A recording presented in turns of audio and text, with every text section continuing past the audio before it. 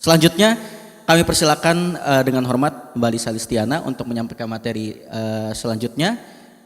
Untuk panitia mohon dibantu untuk misalnya ada pemaparan kepada Mbak Lisa, dipersilakan. Baik, terima kasih Mas Syauki. Itu Kang Dimasnya udah ada kok. Ya. Bismillahirrahmanirrahim. Assalamualaikum warahmatullahi wabarakatuh. Robi Sohri Sotri, wa Yasili Amri, wa Hudata Melisani Afkau Qoli. Alhamdulillah senang sekali pagi hari ini bisa bertemu dengan teman-teman semuanya. Juga bisa berdiskusi bersama dengan Pak Usman.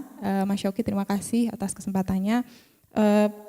Jadi tadi kan konteksnya kita mau bahas terkait sama dampak ekonomi efektivitasnya gitu ya, dan konteks boykot di Indonesia gitu. Mungkin sebelum saya memulai, saya pengen sekilas survei gitu ya dari teman-teman yang hadir di sini. Kemarin kan sempat rame ya boykot gitu. Ada yang udah ikut nggak berpartisipasi dalam memboykot satu produk? Boleh? Kalaupun belum nggak apa-apa, karena hari ini kita akan kenalan lebih lanjut gitu ya terkait dengan boykot dan gerakan BDS gitu, dan gimana nanti kita bisa ambil peran gitu ya untuk memasifkan gerakan ini. Nah, ada 3 hal yang sebenarnya kemarin diminta sama panitia gitu ya untuk kita cover di slide berikutnya terkait dengan fakta dagang gitu. Jadi ya ini ada 3, cuma nanti di yang poin keempat ini saya menambahkan apa sih yang action nyata yang kita bisa lakukan gitu ya dari diskusi kita gitu. Di slide selanjutnya boleh? Ya, jadi sebenarnya kalau ditanya gitu ya, Indonesia tuh sebenarnya punya hubungan dagang nggak sih sama Israel gitu ya? Memang tidak ada hubungan diplomatik gitu, tapi kalau kita cek datanya di BPS gitu ya, ada aktivitas ekspor impornya gitu ya. Jadi kalau ditanya faktanya ternyata ada gitu. Cuman seberapa besar, sebenarnya kalau kita cek datanya ini juga dari BPS mention sekitar 0,07. Jadi sebenarnya kalau secara ekspor nominalnya kecil sekali gitu ya. Nah, kok bisa gitu ya? Karena kan sebenarnya kalau hubungan bisnis sama kayak misalkan teman-teman di sini jualan, itu kan dia tidak terbatas negara ya, kita bisa jual beli sama siapa aja kan gitu. Jadi konteks bisnis to bisnis itu dimungkinkan gitu. Nah, apa sih sebenarnya yang bisa dilakukan gitu ya? Kalau misalkan kita lihat di sini kan, oh Indonesia tuh ternyata dari sisi ini kalau kita lihat tren sebenarnya ekspor impor dan hubungan dagang itu sudah ada sejak tahun 1970-an gitu. Jadi itu awalnya kalau di Indonesia kan memang salah satu produsen besar batu bara gitu ya. Jadi awalnya mulai dari sana gitu. Tapi konteksnya B2B gitu, karena sampai hari ini kita belum ada hubungan diplomatik gitu pemerintah Indonesia dengan Israel gitu. Nah, kalau kita lihat trennya itu sebenarnya cukup naik turun ya gitu. Itu yang merah itu dia ekspornya gitu, yang biru itu nilai impornya gitu dari tahun 2007. Jadi dari tahun ke tahun sebenarnya cukup fluktuatif gitu. Dan kalau kita lihat trennya itu apa sih yang dibeli gitu ya dari Israel, dari Indonesia ketika impor dari Israel itu adalah terkait sama senjata gitu ya, yang berkaitan sama teknologi gitu. Apa yang kita ekspor gitu ya, yang kita kirim ke Israel itu bahan-bahan atau produksi pertanian gitu ya, sesuatu yang sebenarnya berarti mungkin memang kalau bagi orang yang bertransaksi dalam konteks ini gitu ya, itu kan biasanya kalau kita jual beli ekspor impor gitu ada perjanjiannya. Jadi mungkin nggak bisa langsung cut ikutan boykot gitu ya, karena ada hak dan kewajiban yang harus tetap dipenuhin. Tapi saya melihatnya ini sebenarnya satu hal yang kalau misalkan memang ada kesungguhan gitu ya, impor kan kalau kita lihat sebenarnya di antara meskipun kita banyak sekali beli senjata dari Israel sebenarnya, itu kan Israel bukan produsen senjata paling top juga di dunia gitu. Sebenarnya ada banyak kok negara lain yang ada di yang lebih ini ya, yang dari sisi jumlah volume penjualannya dia ke berbagai negara itu lebih tinggi gitu. Jadi sebenarnya ada substitusinya. Kita kalau di ekonomi kan sebenarnya ketika kita mau memboikot, kita mau nggak beli barang sesuatu gitu, ada penggantinya gitu. Begitupun ketika Indonesia sebenarnya mengekspor gitu ya, tujuannya kalau memang serius mungkin memang memang perlu ada tindak lanjut gitu ya, bagaimana ketika perjanjian itu berakhir mungkin tidak perlu di-extend gitu. Jadi ketika konteksnya adalah pengiriman barang-barang itu kan juga sebenarnya kalau kayak produksi hasil pertanian itu juga memungkinkan kan untuk dijual di negara selain Israel gitu. Kalau memang mau meniadakan gitu ya penjualan ataupun hubungan dagang yang ada. Tapi kalau ditanya konteksnya hari ini, faktanya memang masih ada gitu ya. Nah, kita mau masuk ke boykot. Itu satu hal poin yang diminta Ditor gitu ya. Yang kedua adalah terkait sama boykot. Di slide selanjutnya, ini di slide selanjutnya, ini sebenarnya beberapa bahan terkait sama boykot dan BDS saya ambil sebagiannya dari bahannya gerakan BDS gitu ya. Jadi untuk teman-teman yang belum follow silahkan segera di follow gitu. Jadi ada hal-hal mungkin bagi kita yang belum begitu familiar gitu ya, kita bisa cross check di media sosialnya gerakan BDS. Nah ini di antara yang waktu itu sempat ramai kita di grup gitu ya, dan tapi nyata gitu, maksudnya orang mungkin memang belum begitu paham apa sih gitu ya BDS itu. Dia nanya, emang kayak kalau kita beli, dia nyebut satu merek gitu ya terus nggak bayar gitu, bukan gitu ya gitu. Jadi kalau beli ya harus bayar gitu. Cuman ketika kita punya pilihan berbagai merek gitu ya, barang yang kita bisa beli kalau kita posisinya sebagai konsumen, kita kan sebenarnya punya pilihan ya mau beli barang A, B, C, D gitu. Jadi kita sebenarnya punya, kalau di ekonomi ini ya punya barang-barang substitusi lain gitu kan untuk menggantikan gitu. Jadi konsepnya boykot ini kita nggak beli, kita nggak promosi, kita nggak jualan gitu. Nah nanti kita akan bahas gimana kalau yang mungkin pengusaha atau misalkan yang berkaitan atau terafiliasi dengan yang diboykot, terus mesti gimana gitu ya. Nah ini kita pahamin dulu, tapi kalau misalkan teman-teman udah terlanjur beli, kan kita nanti di gerakan BDS tuh mempromot ada beberapa merek yang kita campaign untuk diboykot gitu ya. Kalau udah terlanjur ada ya jangan dibuang juga gitu ya, digunakan sampai rusak, sampai habis gitu. Nanti penggantinya jangan beli, ya jangan mubazir juga. Di slide berikutnya. Nah, yang sebenarnya apa sih yang membedakan gitu ya teman-teman? Tadi kan kita udah ngerti konsepnya, kita nggak beli gitu ya, tapi nggak beli yang mana? Ini kalau kita mindsetnya sebagai kita konsumen gitu ya, yang nggak dibeli itu yang mana? Karena kalau kita lihat di media sosial kan banyak sekali ya gitu, ini nggak boleh, terus yang mana dong yang boleh gitu ya? Jadi sebenarnya kalau kita di gerakan boykot divestasi sanksi dan yang ada di Indonesia kita lain ya sebenarnya, maksudnya sejalan dengan apa yang pendekatan yang digunakan oleh BDS pusat itu adalah boykot yang tertarget gitu. Jadi kita nggak sembarangan atau kita nggak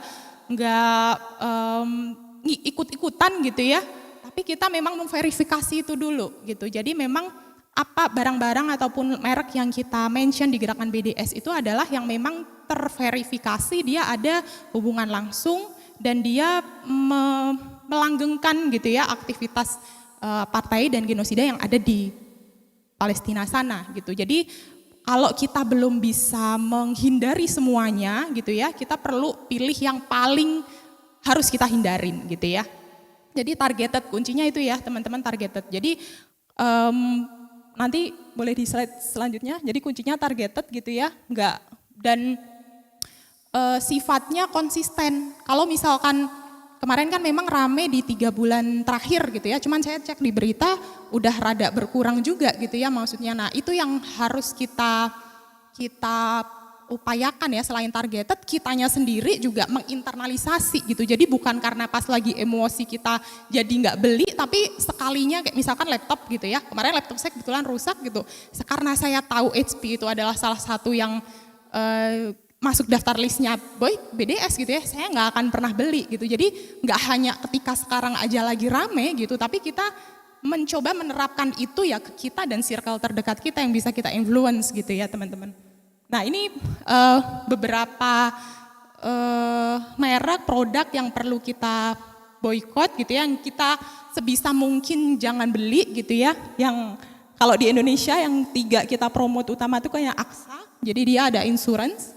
Terus ada HP sama Puma ya, 3 ini gitu yang ada di Indonesia. Nah yang di bawah ini mungkin yang sebenarnya dia kita nyebutnya kan organic boycott gitu ya, jadi bukan dari BDS asalnya sebenarnya gitu, cuman karena kemarin memang dari yang 3 bulan terakhir ini itu adalah salah satu produk yang paling banyak mungkin ya, yang akhirnya tekanan itu ya terinisiasi dari masyarakat gitu. Dan kalau kita cek nanti saya akan coba tunjukkan memang ada kaitannya gitu ya, meskipun kalau kayak di HP itu kan memang secara nyata-nyata gitu ya dia ada dan sudah dilakukan riset sama teman-teman di BDS Pusat gitu. Cuma nanti saya mau kasih tunjuk bahwa kayak misalkan beberapa franchise yang ada di Indonesia, mungkin karena kita nggak berikunya semuanya keuangan atau ekonomi gitu ya, kalau dari laporan keuangannya kita juga bisa melihat gitu bahwa ada kontribusi yang dia berikan ke pusatnya dan itu yang diantara yang digunakan gitu untuk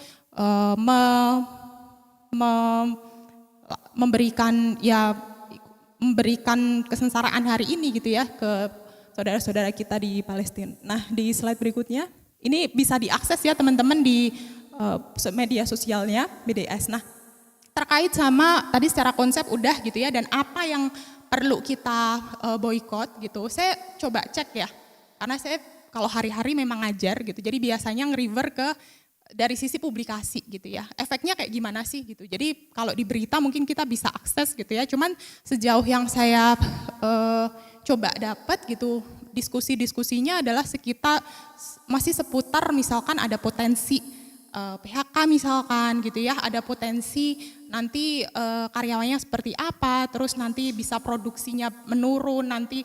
Nah itu tapi ketika saya coba cek memang belum ada, apalagi yang konteks Indonesia ya, gimana sih dampaknya secara ekonomi, secara keuangan gitu. Kalau saya coba cek di Scopus memang belum ada gitu. Dan ini mungkin di antara teman-teman yang hadir di sini gitu ya, ada yang sedang studi mungkin juga bisa mencoba, saya juga jadi ada ya tertarik gitu ya untuk mencoba mengelaborasi atau mengeksplor gitu gimana dampaknya. Karena kalau misalkan mungkin hari ini teman-teman sering dengar research based policy gitu ya, mungkin kebijakan-kebijakan yang dengan riset yang dilakukan itu bisa menginfluence gitu. Tapi beberapa yang saya temukan di konteks Malaysia misalkan memang lihat bahwa ada gitu orang tuh ketika konsumen itu dia memilih produk itu memang dia sebenarnya ada kecenderungan untuk memilih perusahaan yang punya etika yang baik gitu ya. Apalagi kalau teman-teman di sini misalkan kan ini salah satu di antara terminologi yang lagi hits gitu ya,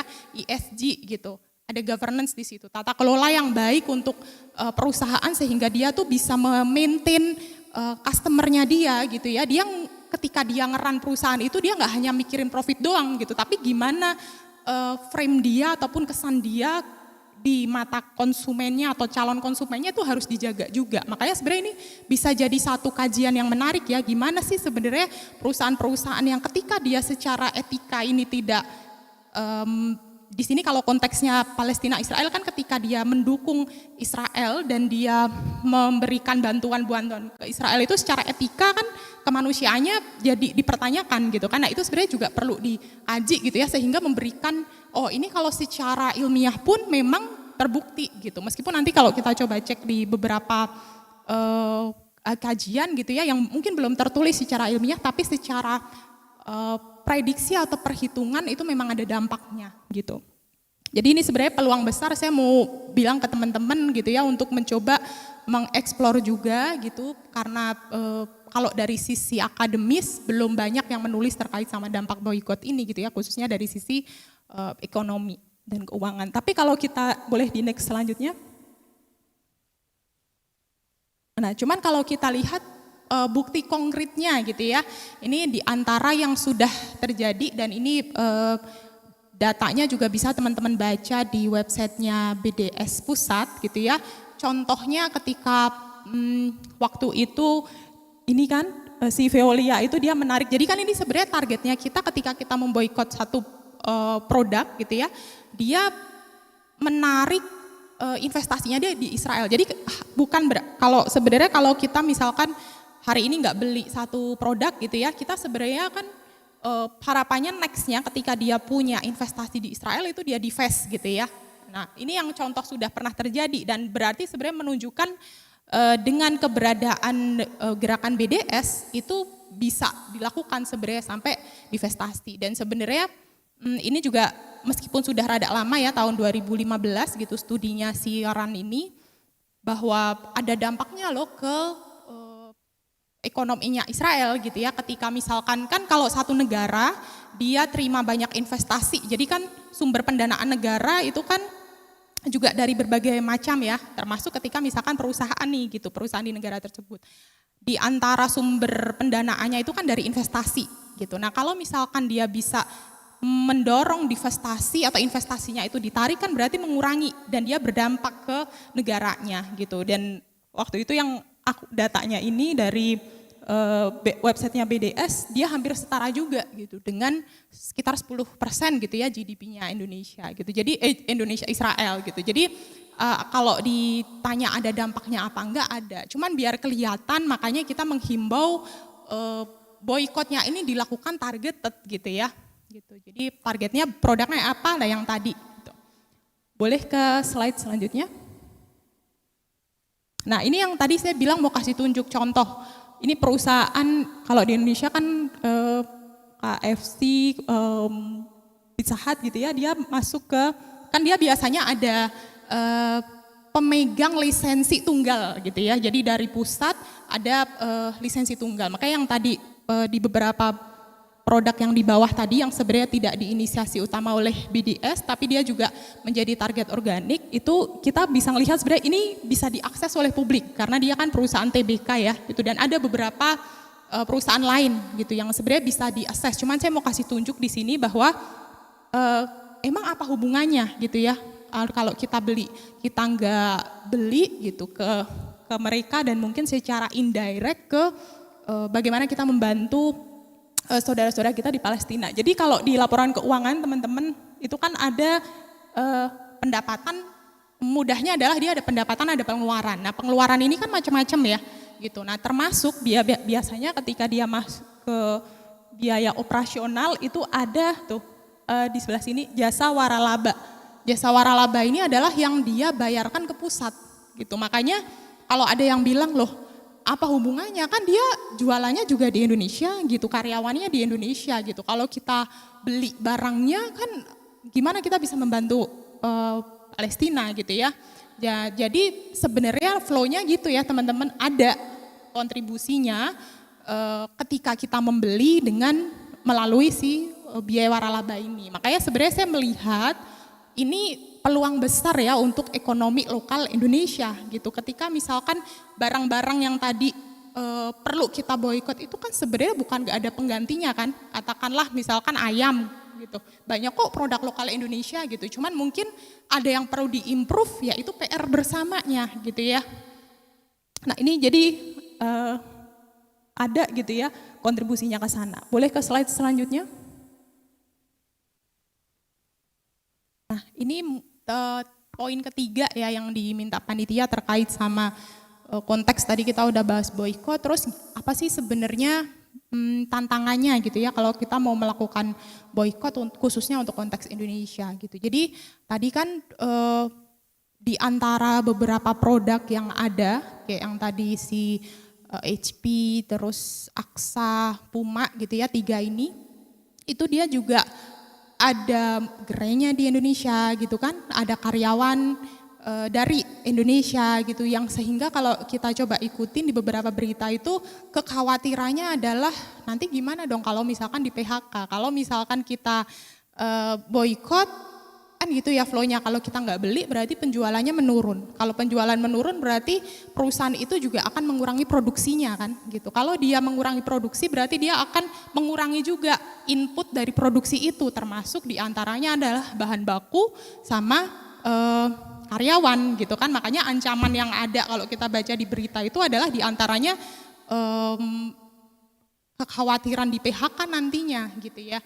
Jadi itu satu hal, cuma nanti saya mencoba mengusulkan satu hal yang barangkali bisa dilakukan, tapi memang itu perlu advokasi dan perlu kerjasama gitu ya. Tapi isunya adalah itu salah satu tantangannya gitu, dan itu dari sisi konsistensi mungkin yang ingin saya highlight juga gitu ya. Saya ingin mengajak teman-teman yang hadir di sini dan mungkin teman-teman nanti bisa memberikan pemahaman juga ke temennya, ke keluarganya gitu ya, saudaranya gitu, untuk tadi ya konsisten ke targeted produk tadi gitu. Sehingga kita konsisten bukan hanya in term of waktu sekarang-sekarang aja atau ketika terjadi satu perang gitu ya, tapi kita kalau di gerakan BDS konsisten ya setiap hari everyday gitu. Jadi kapanpun ketika kita ada pilihan untuk membeli satu produk itu ya kita hindarin gitu teman-teman ya. Jadi konsistensi, terus produknya yang mana itu yang targeted gitu, dan kita cari substitusi gitu, dan saya melihatnya ini adalah peluang besar yang tadi saya mention ya ke ekonomi nasional gitu. Kalau memang kalau kita sebagai pembeli mungkin kita punya substitusi barang pengganti ya, termasuk tadi yang di bahasan awal ketika misalkan dia punya kerjasama dagang yang mungkin dengan Israel gitu ya, mungkin ketika nanti dia sudah konteksnya dia sebagai orang yang mengirimkan dari Indonesia atau dia membeli, dia bisa mencari alternatif yang lain, artinya dia cari penggantinya gitu. Dari sisi karyawan mungkin juga akhirnya perlu melihat peluang yang lain gitu ya. Kalau misalkan, tapi artinya itu mungkin perlu case by case juga gitu ya. Saya tidak juga mention bahwa teman-teman yang sekarang bekerja di perusahaan terafiliasi itu harus mundur semuanya atau keluar semuanya, kan nggak gitu. Tapi mungkin memang perlu ada secara sistemik, itu perlu diupayakan juga gitu ya. Jadi melihat opportunity ataupun peluang lain gitu. Dan bagi pengusaha juga gitu ya, mungkin saya tempo hari sempat nyimak juga yang kajian tadi di-mention sama Syauki di UIN Jakarta, itu kan ada salah satu narasumbernya adalah pelaku usaha gitu ya. Dan beliau mention salah satu bahan utama yang digunakan dalam bisnis beliau itu adalah yang terafiliasi gitu. Sehingga itu sebenarnya dari si perspektif si pengusaha juga didorong untuk ngelakuin inovasi, gimana dia bisa mengganti bahannya itu gitu ya, dia gantikan dengan produk lain gitu, dan menjaga kualitasnya tetap baik juga gitu. Jadi itu tantangannya memang di sana gitu. Ya betul, Haus, pemiliknya Haus. Kan dia salah satu produknya kok, teman-teman di sini suka jajan juga, kan ada yang produk-produk jadi organic boycott juga gitu kan. Jadi dia mengganti barangnya tersebut. Boleh di slide terakhir ya sepertinya. Nah ini yang dua terakhir, yang saya ingin coba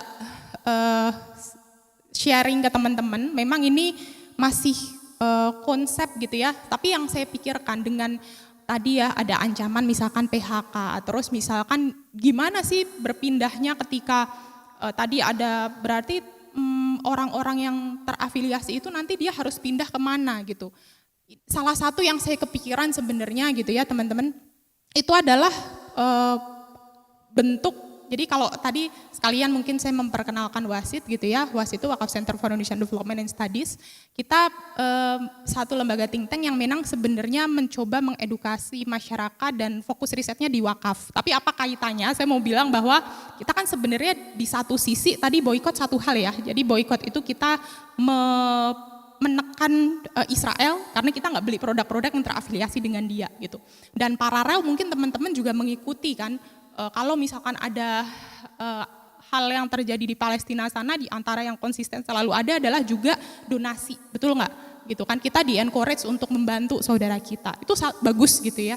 Jadi donasi ini khususnya kalau bagi teman-teman yang muslim, itu kan sebenarnya ada klasifikasinya ya, ada yang sifatnya dia mandatori atau wajib bagi yang sudah memenuhi ketentuan, namanya zakat gitu. Nah, dan dari fatwanya MUI itu mention bahwa kita boleh kok mengalokasikan zakat kita ke Palestina. Jadi saya melihat mungkin kita perlu shifting aja gitu cara membantunya. Ketika kita mau membantu yang basic needs ya kita alokasikan dari zakat kita gitu. Kalau kita masih mau infak atau sedekah itu kan sifatnya voluntary ya, jadi dia additional. Nah itu sebenarnya bisa diarahkan ke yang skemanya wakaf gitu. Kenapa wakaf yang saya pikirkan? Karena kalau mungkin teman-teman di sini beberapa terpikir kalau wakaf tuh langsung di kepalanya kebayang masjid gitu ya, madrasah gitu kan. Padahal bukan hanya itu gitu. Hari ini salah satu atau yang sedang dikampanyekan oleh pemerintah juga gitu ya, wakaf itu bentuknya uang. Jadi kalau uang ini diinvestasikan di bisnis yang katakanlah bisnis lokal yang dia bisa menjadi substitusi perusahaan atau produk yang tadi diboikot itu gitu ya. Dan ketika dia statusnya wakaf sama kayak dana abadi lah ya. Jadi wakaf tuh nggak hanya muslim doang yang boleh berwakaf gitu. Dana abadi dia dihimpun semakin besar dia bisa diinvestasikan di berbagai produk ataupun barang substitusinya tadi, itu kan dia sebenarnya juga membuka peluang usaha baru ya gitu. Coba bayangin misalkan kemarin kan misal yang bisa dimobilisasi itu sekian puluh M gitu misalkan gitu ya. Itu kita shifting dari yang awalnya konsumsi, jadi kalau kita donasi umum itu kan boleh habis ya dikonsumsi. Tapi kita alokasikan itu jadi akadnya wakaf gitu. Jadi itu dikelola, diinvestasikan ke satu bisnis.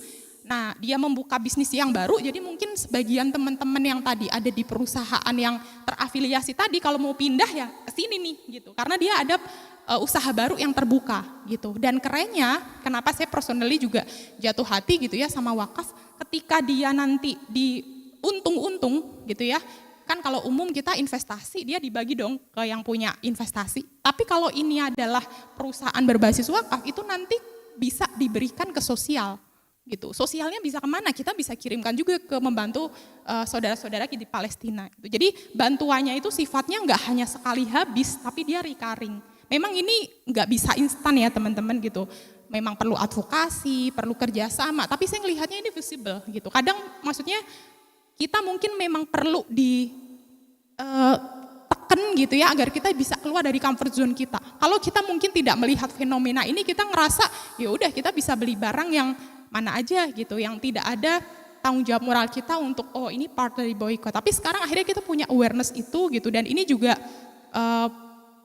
memang perlu kerjasama berbagai pihak gitu ya, tapi artinya memungkinkan gitu untuk menjadi way out tadi loh, ancaman PHK gitu kan, khawatir kalau misalkan nanti kehilangan pekerjaan gitu. Ini memang perlu dilakukan dan perlu kerjasama berbagai pihak gitu. Mungkin ini kayaknya ada slide lagi nggak? Nah, jadi ini sebenarnya ini sih konklusinya gitu ya, yang kita bisa lakukan. Tadi kita udah belajar sama Pak Usman terkait sama apartheid dan apa yang terjadi di Palestina hari ini benar-benar memang terverifikasi apartheid gitu ya. Kita bisa ambil action teman-teman gitu, di saat yang sama kita membantu teman-teman atau saudara kita di Palestina, di saat yang sama kita juga melakukan penekanan terhadap Israel gitu ya melalui gerakan boykot, dan boykotnya itu yang targeted gitu ya teman-teman. Mungkin saya kembalikan ke Mas Syauki. Terima kasih. Wassalamualaikum warahmatullahi wabarakatuh. Assalamualaikum warahmatullahi wabarakatuh. Terima kasih Mbak Lisa Listiana atas pemaparannya.